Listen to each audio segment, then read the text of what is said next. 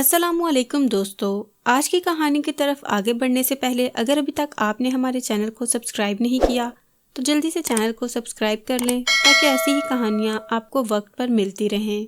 मैं हारिस की बचपन की मांग थी। इन दिनों मैं 8वीं में थी जब हमारा मकान 2 हिस्सों में तकसीम हो गया था। वजह ये थी कि बच्चे बड़े हो गए थे और हमारे बुजुर्गों का कहना था कि अब इनका आपस में हिजाब होना चाहिए। न जाने ये कैसा हिजाब था कि हारिस अभी तक मुझको स्कूल छोड़ने और लेने जाता था। क्योंकि मेरा कोई भाई ना था, लिहाजा वही मेरी हिफाजत का जिम्मेदार था। हम अब भी पहले की तरह बातें करते, कोई पर्दा ना था। घर के दरमियान एक दीवार उठा दी गई तो क्या हुआ, हमें कब इस दीवार की परवाह थी। मैट्रिक करते ही चचा जान को हारिस की फिक्र सताने लगी। उसे वो तालीम के लिए बड़े शहर भिजवाना चाहते थे और मेरी दुनिया हारिस बन चुकी थी। ये सोचकर मगमूम हो जाती कि वो दूसरे शहर चला जाएगा, तब भी दुआ करती खुदा करे उसका दाखिला बड़े शहर में ना हो सके। हारिस की जुदाई के तसव्वुर से परेशान हो जाती थी। ये समझना थी कि अगर इसका दाखिला बड़े शहर में ना हुआ तो वो आला तालीम से महरूम रह जाएगा, जिसका असर उसके मुस्तकबिल पर पड़ेगा। इन दिनों मुझे इन बातों की समझ कहाँ थी। मैं तो बस अपने जज्बात के ताबिया थी। मेरे नज़दीक हारिस का गाँव में रहना उसके शहर चले जाने से अच्छा था। आला तालीम के लिए शहर जाना तो लाजिम था, तभी ना चाहते हुए मुझे उस बदबख्त दिन के सूरज को देखना था जिस दिन उसे गांव से शहर रवाना होना था। सभी कुछ वीरान और उदास हो गया। मुझे अब सारे मौसम एक से लगते। वो जाते हुए उन मौसमों के रंग भी साथ ले गया था। जब कोई हसीन नज़ारा देखती तो हारिस की याद मेरी आंखों में चुभने लगती। उन्हीं दिनों बाबा जान के एक दोस्त शहर से मिलने आए। वो वहाँ बिजनेस करते थे। उन्होंने बाबा को मशवरा दिया कि शहर चल कर रहो, वहाँ बिजनेस करो और देहात की ज़िंदगी को खैरबाद कह दो। एक कशिश शहर में जाके रहने की और भी थी। वहाँ निज़ाम तालीम बेहतर और स्कूल अच्छे थे, जबकि गांव के स्कूलों में बराए नाम पढ़ाया जाता था। जाने क्या वालिद साहब के जी में समाई कि दोस्त की बातों में आ गए। उन्होंने ज़मीन फ़रोख्त करके शहर जाने की ठान ली। जब चचा जान ने सुना, उनके पैरों तले से ज़मीन निकल गई, क्योंकि उनका सभी कुछ तो गांव से वाबस्ता था। रिस्क, इज्जत और दोनों भाइयों का एतमाद और इत्तेहाद भी। घर के बंटवारे से इन सारी चीज़ों का भी बंटवारा हो जाता, बाकी फिर क्या रह जाता था। चचा ने बाबा जान को बहुत समझाया, रोका और मिन्नत समाजत की कि खुदा के वास्ते इस इरादे से बाज आ जाए। उनका कहना था कि शहर जाकर आप अपना सब कुछ खो देंगे और तिनके की तरह हल्के होकर रह जाएंगे। आपको कारोबार का तजर्बा नहीं है। मगर वालिद साहब ने चचा जान की एक बात ना सुनी। चचा छोटे थे, बड़े भाई से सिर्फ मिन्नत समाजत कर सकते थे और बाबा जान की आदत थी कि जो सोच लेते वो करके दम लेते। वो इरादे के पक्के थे, लिहाजा चचा की एक न चली और घर का बंटवारा होकर रहा और इसके साथ ही हमारी मोहब्बतों का बंटवारा हो गया। बाबा जान ने अपने हिस्से की ज़मीन फ़रोख्त कर दी और हम शहर कराची आ गए। उन्होंने अपने दोस्त के मशवरे से कारोबार शुरू किया, लेकिन चचा जान की बात सच साबित हुई। इन्हें कारोबार का कोई तजर्बा न था और रुपया डूब गया। अब हमारे पल्ले क्या रह गया था। जिंदगी की गाड़ी को रवां रखने के लिए बाबा जान ने कर्ज लिया और फिर हम कर्ज के बोझ तले दबते चले गए। कुछ ही दिनों बाद मेरे वालिद ने वापस लौट जाने का फैसला किया। हम वापस आ गए। सद्दे शुक्र के मकान फ़रोख्त न किया था। हमारे पास सर छुपाने का ठिकाना मौजूद था, मगर अब यहाँ पहले जैसी इज्जत नहीं रही थी। रिश्तेदार, दोस्त अहबाब कन्नी कतराने लगे कि कहीं हम इनसे कर्ज ना मांग लें। इन दिनों पहली बार मुझे अंदाज़ा हुआ कि दुनिया में दौलत एक बड़ी हकीकत है। दौलत से बढ़कर कोई रिश्तेदार नहीं। बाबा जान अब सारा वक्त घर पर होते। चचा ने अपनी फसल से गंदम की चंद बोरियां हमारे घर उतार दी कि दाने बाहर से खरीदना सारे ख़ानदान के लिए बेइज्जती की बात थी। सब्जी भी उनके खेतों से आ जाती और रोज़ शाम को दूध भिजवा दिया करते कि ये खुराक की बुनियादी चीज़ें थी। उनसे कुछ गुजारा हो जाता था।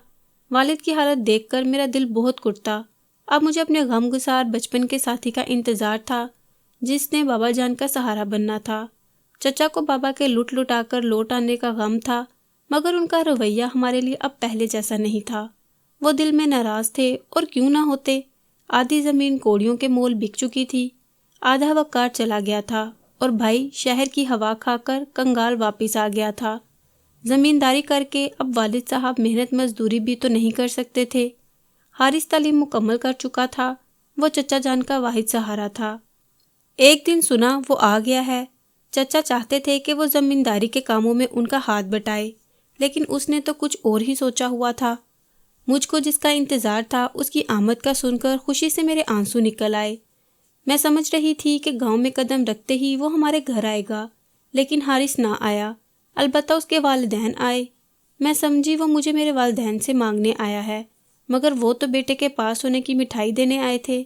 انہوں نے یہ جتلا کر مٹھائی دی کہ اسے صرف پاس ہونے کی سوغات سمجھنا، دوسری کسی طرف کا ابھی مت سوچنا۔ امی بابا انتظار میں رہے، لیکن وہ دوبارہ نہ آئے۔ تبھی امی خود ان کے گھر چلی گئیں۔ میں تو پہلے ہی حارث کے گھر جانے کو بے قرار تھی، لہٰذا میں بھی ساتھ آئی۔ کاش میں نہ جاتی تو جو کچھ چچی نے کہا اپنے کانوں سے نہ سنتی۔ امی نے جب پوچھا کہ بیٹی کے فرض سے ہمیں کب سبکدوش ہونا ہے تو چچی نے فوراً جواب دیا، بھابھی بات دراصل یہ ہے کہ میرے حارث کو شہر میں ایک بہت اچھی اور خوبصورت لڑکی پسند آ گئی ہے۔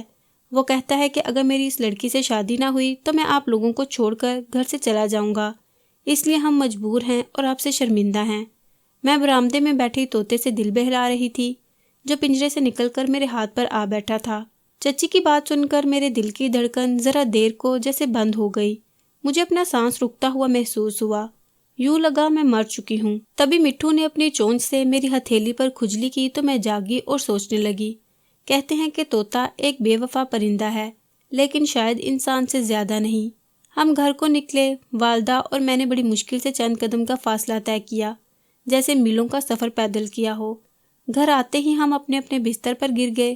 میں امی کو اور نہ وہ مجھ کو تسلی دے سکتی تھی، کیونکہ ہمارے پاس تو الفاظ ہی نہیں تھے۔ شدید ذہنی دباؤ کی وجہ سے مجھے بخار ہو گیا، یوں محسوس ہو رہا تھا جیسے میں خلا میں جی رہی ہوں۔ حارث کا خیال بچپن سے ہی کچھ اس طرح ذہن میں جاگزی تھا، لگتا تھا کہ اب میں کبھی کسی اور کے ساتھ جیون کا سفر طے نہ کر سکوں گی۔ وہ دن میری آنکھوں میں پیوست ہو چکا تھا، جب وہ شہر جا رہا تھا پڑھنے کے لیے، مجھ سے بچھڑ رہا تھا۔ کس قدر دل گیر تھا وہ، اور میں بھی روئے جا رہی تھی۔ تبھی اس نے تسلی دی، سعدیہ یہ 4 سال پلک جھپکتے گزر جائیں گے، پتہ بھی نہ چلے گا، تم دیکھنا پھر میں آتا جاتا رہوں گا۔ اس کی انہی باتوں میں میں نے حوصلہ پکڑا تھا، لیکن اس کے انتظار کا یہ وقت کیسے رینگ رینگ کر سسک کر گزرا تھا یہ میں ہی جانتی تھی۔ میں اب جی سکتی تھی اور نہ مر سکتی تھی۔ میرا یقین ٹوٹا تھا۔ دکھ اس بات کا تھا کہ اس نے بے وفائی ہی کرنا تھی تو مجھے کیوں آسرے میں رکھا۔ اسی دکھ کی کیفیت میں نے اسکول جانا چھوڑ دیا اور پڑھائی کو خدا حافظ کہہ دیا۔ ماں نے ہمت بندائی، ابو نے تسلی دی، مجھے سمجھایا تو میں نے بڑی مشکل سے خود کو سنبھالا اور دوبارہ پڑھائی میں مشغول ہو گئی۔ چند دن مردہ دل رہنے کے بعد اچانک ہی دل کی کایا پلٹی۔ ایک روز نفل پڑھ کر رو رو کے دعا کی، وہ قبولیت کی گھڑی تھی کہ سجدے میں گرنے سے میرے دل کو قرار آ گیا، جیسے کسی غیبی طاقت نے کہا ہو کہ حارث کی بے وفائی تیری ہمت پر ایک تازیانہ ہے، چل اٹھ، ہمت کر، اپنی زندگی کو مٹی میں نہ ملانے کے عزم کے ساتھ زندگی کے دھارے میں شامل ہو جا۔ حارث کی بے وفائی میں راکھ ہونے کی بجائے میں نے خود کو نیا عزم و حوصلہ دیا، خدا سے مدد مانگی اور پھر اس کی یادوں کو دل کے نہاں خانوں میں دفن کر کے دن رات کتابوں میں کھو گئی۔ قسمت نے ساتھ دیا، خدا کا لاکھ لاکھ شکر ادا کیا اور میٹرک کے پرچے دیے۔ پرچے اچھے ہو گئے، رونے دھونے کی بجائے ہمت جو کی تو اسی نے کامیابی کا منہ دکھایا۔ میں اپنے والدین کی حالت دیکھ رہی تھی۔ بابا جان اب چچا کی اراضی پر کام کرتے تھے تاکہ پیداوار کا کچھ حصہ انہیں ملے۔ جو پہلے زمین کے مالک تھے اب ان کے کارندے بن گئے تھے۔ تہیا کر لیا مجھے اپنے والدین کا سہارا بننا ہے، ان کو حالات کے بھنور سے نکالنا ہے۔ کب تک بے وفائی کا ماتم کروں گی؟ کہاں تک ان حالات میں عشق کے تھپڑوں کی تلفی کو سہوں گی؟ مجھے اپنا نہیں اب اپنے والدین کا خیال کرنا چاہیے، جن کو تہی دامنی کے باعث چچا نظروں سے گرا چکے تھے، اور گاؤں کے لوگ بھی چچا کو ہی فوقیت دینے لگے تھے۔ اور یہ بات والد صاحب کے لیے کس قدر دل خراش تھی۔ وہ چچا سے بڑے تھے، ان کے دل پر کیا گزرتی تھی جب مردوں کی کچہری میں ان کی جگہ گاؤں والے ان کے چھوٹے بھائی کو مسند پر بٹھاتے تھے۔ دل یہی کرتا تھا کہ رونے دھونے کی بجائے ٹھکرانے والوں کے سامنے ڈٹ جاؤں اور اپنی ذات کو منوا کر رہوں۔ رزلٹ نکلا، میرے نمبر اچھے تھے۔ اسکول سے لوٹ رہی تھی کہ راستے میں حارث مل گیا۔ مجھے کہنے لگا، مجھ سے اتنی ناراض ہو کے بات بھی نہیں کرتی، میری کچھ عرض تو سن لو۔ اب کہنے سننے کو رہ کیا گیا ہے، تم نے بے وفائی کی ہے، ہم غریب ہو گئے ہیں تبھی نا۔ میں قسم کھا کر کہتا ہوں کہ میں بے وفا نہیں، جو بھی فیصلہ ہوا ہے میرے والدین نے کیا ہے۔ حیران ہوں کہ تم نے میری بے وفائی کا کیسے یقین کر لیا۔ خدا کی قسم میں اس قدر نہیں گر سکتا، میرا یقین کرو۔ حارث کی بات سن کر میں حیران ہو گئی۔ جی چاہتا تھا اس کی معذرت کا یقین کر لوں، مگر دل شیشے کی طرح ٹوٹ چکا تھا، جس کو اگر جوڑ بھی دیا جاتا تو اس میں بال پھر بھی رہ جاتا۔ میں نے اس کی باتوں کا جواب نہ دیا اور آگے بڑھ گئی۔ میرے ساتھ میری کلاس فیلو بھی تھی۔ نہیں چاہتی تھی کہ کسی کو باتیں بنانے کا موقع ملے، مگر میں شدید کشمکش کا شکار ہو گئی تھی۔ کیا حارث سچ کہہ رہا تھا یا وہ صرف اپنے اوپر سے بے وفائی کا داغ مٹانا چاہتا تھا؟ لڑکے خود مختار ہوتے ہیں، وہ چاہتا تو ضد کر سکتا تھا، والدین کو منا سکتا تھا۔ لڑکے خود کو پارسا ثابت کرنے کے لیے الزام والدین پر دھر دیتے ہیں۔ ایک دن بابا نے کہا، بیٹی اب گاؤں میں ہماری عزت نہیں رہی، تمہارے چچا نے بھی آنکھیں پھیر لی ہیں، اور ہماری قدر تو ہماری اراضی سے تھی، جب زمین ہی نہ رہی پھر گاؤں میں رہنے کا کیا فائدہ؟ ہم دوبارہ شہر چلے جاتے ہیں۔ میں مزید تعلیم حاصل کرنا چاہتی تھی۔ والد صاحب کا فیصلہ میرے لیے خوشی کی نوید تھا۔ گاؤں میں اعلیٰ تعلیم کے مواقع نہ ہونے کے برابر تھے، اور شہر جا کر آباد ہونے کے لیے ہمیں اپنا آبائی مکان بھی فروخت کرنا تھا، جس کو چچا جان نے بلا تاخیر فوراً ہی بخوشی خرید لیا۔ بابا جان مکان کے پیسے پلو میں باندھ کر کراچی آ گئے۔ جب قسمت ساتھ دے تو انسان حیران رہ جاتا ہے۔ اس بار ایک دیانتدار اور ہمدرد انسان بابا جان کا دوست بن گیا۔ اس نے کرائے کے بغیر ہی ہمیں رہنے کے لیے اپنا مکان دے دیا۔ یہ گھر خالی پڑا ہوا تھا اور وہ کسی کو کرائے پر دینا نہ چاہتا تھا۔ اس کا نام عالم خان تھا۔ اس نے بابا جان کو اپنے کاروبار میں شامل کر لیا۔ اللہ کی رحمت سے بابا کے کاروبار میں شامل ہوتے ہی بزنس میں برکت ہوئی تو عالم خان ان کو اچھا خاصا منافع دینے لگا۔ اس کو یقین ہو گیا کہ میرے بابا اس کے لیے لکی ثابت ہوئے ہیں۔ میں نے شہر آ کر کالج میں داخلہ لے لیا۔ حالات نے کئی رخ بدلے، مجبوریوں نے کئی روپ دھارے، مگر ہمارے حوصلے پست نہ ہوئے۔ میں اپنی منزل کے حصول کی خاطر مستقل سفر میں رہی۔ مسلسل محنت نے میرے جذبات منجمد کر ڈالے۔ مجھے کسی شے سے دلچسپی نہ رہی، یہاں تک کہ حارث کی یادوں کو بھی دل کی زمین میں گہرا گڑھا کھود کر دفن کر دیا۔ ایک دن خبر ملی کہ حارث کی شادی ہمارے گاؤں کے قریب ایک زمیندار کی صاحبزادی سے ہو گئی ہے۔ یہ خبر سن کر یکایک سویا ہوا دکھ کچھ جاگ اٹھا اور میری آنکھوں سے آنسو بہہ نکلے، مگر اب یہ دل ان صدموں کے سہنے کا عادی ہو چکا تھا۔